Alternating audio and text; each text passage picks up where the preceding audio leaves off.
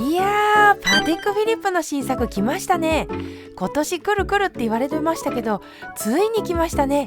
しかもただの新作ではなく、24以来25年ぶりの新ラインってことで、あっちー、もうこれが楽しみすぎて、以前こんな動画まで作っちゃってますからね。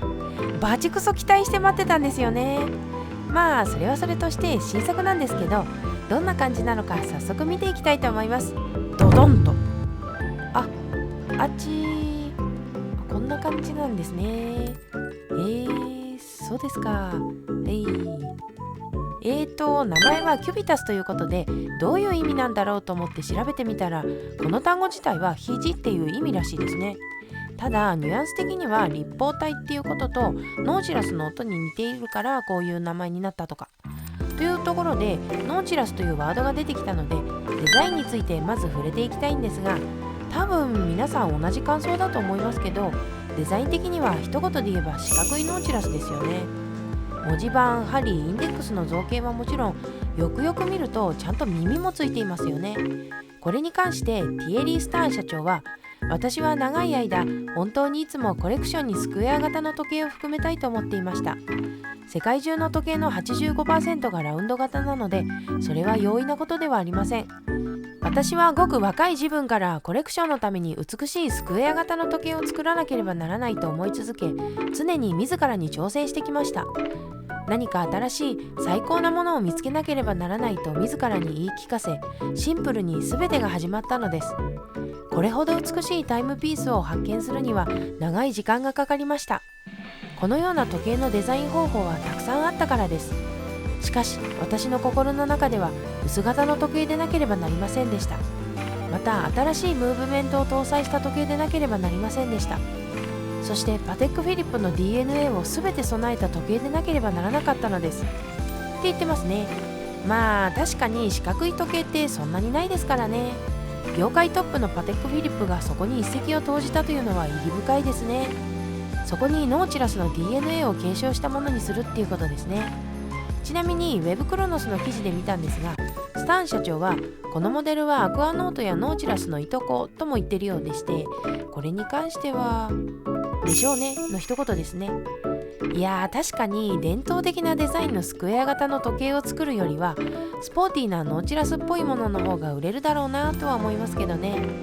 それからホームページにはカジュアルシックなスタイルを新たに創作しましたってあるんですけど、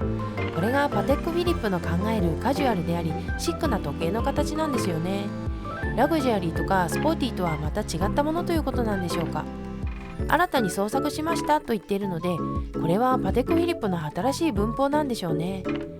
それでこの時計の四角いフォルムを見て、おやと思ったことがあるんですけど、この四角というか八角形のケースフォルム、なんとなく見覚えあるぞと思ったんですよね。世間では何に似てるとかいろいろ言われておりますが、私の中ではこれだろっていうのがありまして、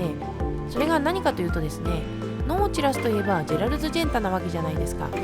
でジェラルズ・ジェンタといえばってところで、このフォルムはジェラルド・チャールズではあるまいかと思ったわけです。少し似ていませんか？これは完全な私の妄想なんですけど、もし晩年のジェラルド・ジェンタがノーチラスを四角い時計にリメイクしたとしたら、こんな感じになるのではないかと、そんな風に思いましたね。つまり今回の新作キュビタスはジェラルド・ジェンタトリビュートモデルなのではないかと。あくまで妄想ですけどね。なのでジェンタデザインが好きな方には刺さるモデルかななんて思います。あとはノーチラス自体が70年代に生まれたモデルっていうのもあるんですけど、なんとなくですがキュビタスから70から80年代の雰囲気を感じるんですよね。古き良きみたいなスクエアデザインに現代的なサイズと仕上げが加わっているっていうのが私のキュビタスの印象ですね。はい。それから機能について触れてみると、今回新たに発表されたモデルは三振プラスデートが2種類、それからカレンダー付きのプラチナモデルが1つでしたね。その中で特に注目なのはプラチナモデルなんですけど、パテックフィリップにとって新しい機能、瞬時送り式のビッグデート表示、これがデザイン的にも目を引くものになっていますね。は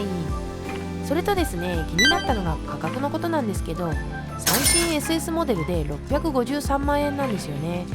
これ正直って思ってしまって、アクアノートの SS のブレスレットモデルって400万円台じゃないですか。それと比べるとねって感じですね。いや、そもそも確かエントリー的な立ち位置のモデルになるんじゃないかみたいな情報があって、当然価格は控えめなんだろうなと思っていたんですけど、こうなっちゃってるんですよね。とはいえパテックフィリップを買える選ばれた人にとってはこの辺はあまり関係ないのかもしれないですけどね。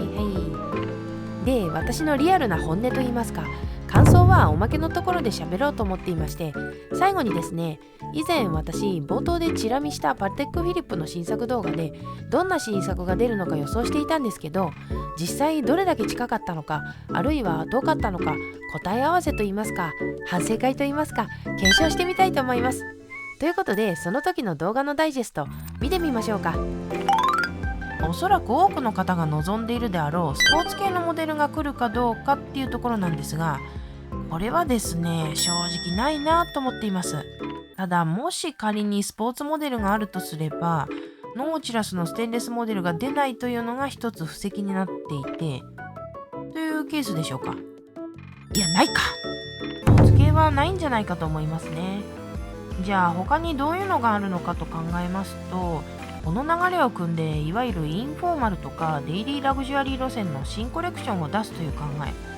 これはですね、仮にそういう時計を作るとしてもデザイン的な角度から考えるとラウンド型であればパラトラバじゃねってなって新コレクションとしては出さないと思うんですよね。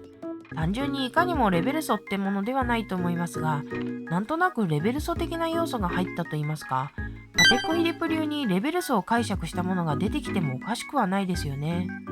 ということで、私はレクタンギュラーの時計が出ると大予想します。なんか若干惜しいところもありますけど、はっきり言って大外れでしたね。いやー、実際こんなもんですよ、予想なんて。ガチの専門家の方でも今回のキュビタスを当てるの難しかったんじゃないでしょうか。っていう言い訳をして締めたいと思います。もしよければおまけのところも見ていってやー。ってことで今回はこの辺でバイバイ。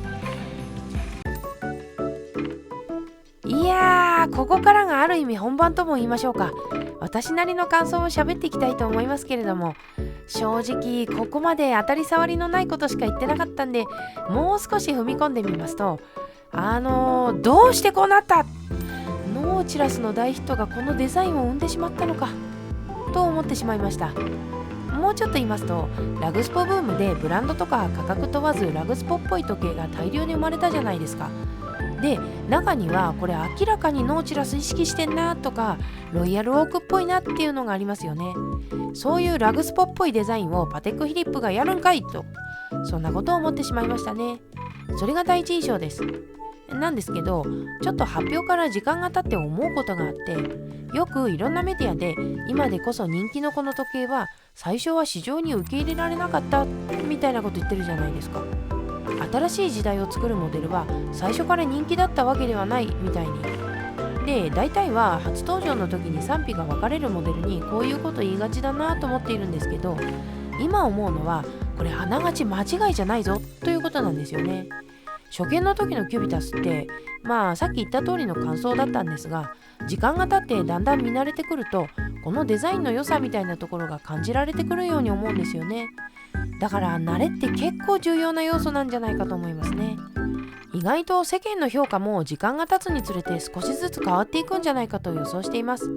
ただそれでも気になってしまうのはサイズ、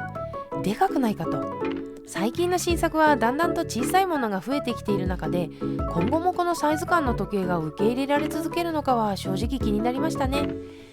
そんな感想ですね。はい、それでは。